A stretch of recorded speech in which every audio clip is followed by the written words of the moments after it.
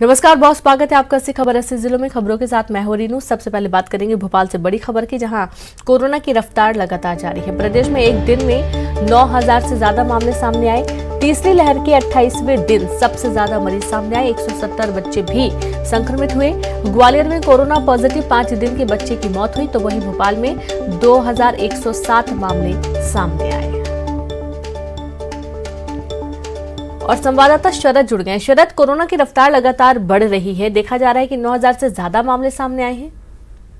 देखिए, बिल्कुल ठीक कहा है आपने, और दरअसल ये चिंता की बात भी है।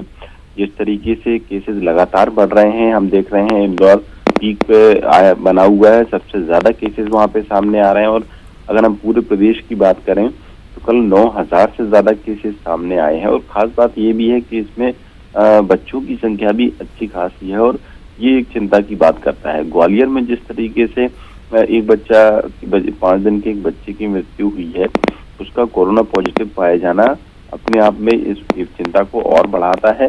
कहीं ना कहीं अब सावधान रहने की और ज्यादा जरूरत है लोगों को, क्योंकि जो विशेषज्ञ हैं उनके राय अलग अलग आ रहे हैं। कुछ विशेषज्ञों का कहना है कि ये जो पीक है कोरोना का वो होना चाहिए, क्योंकि आमतौर पे 28 दिन में पीक पिछली जो लहर थी उसमें आया था, तो आज 28 दिन बताया जा रहा है कि हो गए हैं तीसरी लहर के। लेकिन ये तीसरी लहर कितने दिनों तक टिकेगी, सस्टेन करेगी, ये अभी स्पष्ट तौर पर कुछ भी नहीं कह पा रहे हैं जो विशेषज्ञ हैं। हो सकता है कि ये पीक इसका लंबा रहे, या ये भी हो सकता है कि जो केसेस की संख्या है वो और ज्यादा बढ़े।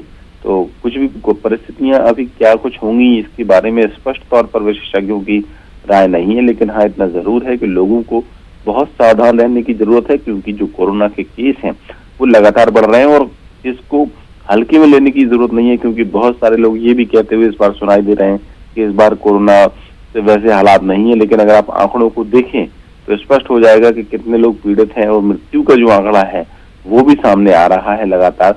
कोरोना से अब तक जो डेथ कैजुअलिटी थी वो नहीं हो रही थी, लेकिन अब वो भी आंकड़े सामने आ रहे हैं। तो कोरोना को हल्के में कतई न लें, सावधान रहें।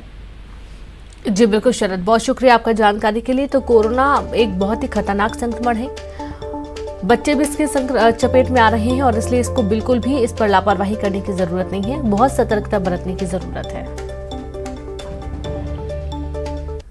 और खबर भोपाल से है, जहां पासपोर्ट ऑफिस में बिना सर्टिफिकेट एंट्री बंद।